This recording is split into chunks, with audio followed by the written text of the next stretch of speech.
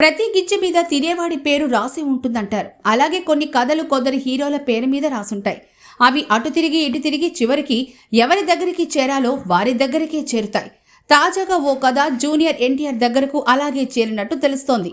అల్లు అర్జున్ త్రివిక్రమ్ కలయికలో ఓ mythological film రావాల్సింది. అయితే బన్నీ ముందు ప్రకటించిన త్రివిక్రమ్ ప్రాజెక్టును కాదని అట్లీ ప్రాజెక్టును మొదట పట్టాలెక్కించాడు. దీంతో త్రివిక్రమ్ సందిగ్ధంలో పడ్డాడు. మొదట అల్లు అర్జున్ కోసం ఎదురు చూడాలని భావించాడు. కానీ నెలలు గడుస్తున్నా బన్నీ నుంచి స్పష్టమైన హామీ రాకపోవడంతో ఇక త్రివిక్రమ్ కూడా తన దారి తాను చూసుకోవాలని డిసైడ్ అయినట్లు వినికిడి. ఈ క్రమంలోనే ఈ పౌరాణిక కథను ఎన్టీఆర్తో చేయాలని నిర్ణయించుకున్నట్టు సమాచారం. నిజానికి త్రివిక్రమ్ దర్శకత్వంలో ఈ మైథలాజికల్ ఫిల్మ్ని మొదట ఎన్టీఆరే చేయాల్సింది. ఈ విషయాన్ని నిర్మాత నాగవంశీ గతంలో ఓ ఇంటర్వ్యూలో కూడా చెప్పాడు. త్రివిక్రమ్ ఎన్టీఆర్ కాంబోలో భారీ మైథలాజికల్ ఫిల్మ్ ప్లాన్ చేస్తున్నామని, అది గ్లోబల్ ప్రాజెక్ట్ అని చెప్పాడు. మరి ఆ తర్వాత ఏం జరిగిందో ఏమో కానీ ఈ పౌరాణిక కథ అల్లు అర్జున్ దగ్గరకు వెళ్ళింది.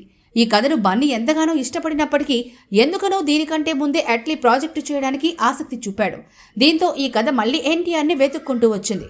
ఇది కుమారస్వామి కథ అని టాక్.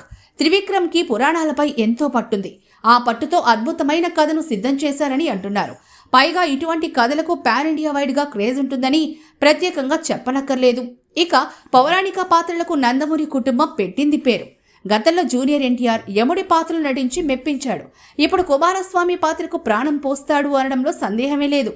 ఎన్టీఆర్ ఆగస్టులో వార్ 2 అనే బాలీవుడ్ ఫిల్మ్తో ప్రేక్షకుల్ని పలకరించనున్నాడు.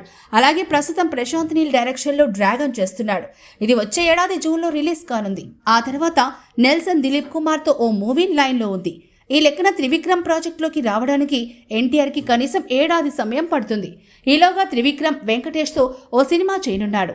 రామ్ చరణ్తోనూ త్రివిక్రమ్ ఓ సినిమా కమిట్ అయ్యాడు. ఇది ఎన్టీఆర్ ప్రాజెక్టుకి ముందు ఉంటుందా, తర్వాత ఉంటుందా అనేది క్లారిటీ రావాల్సింది.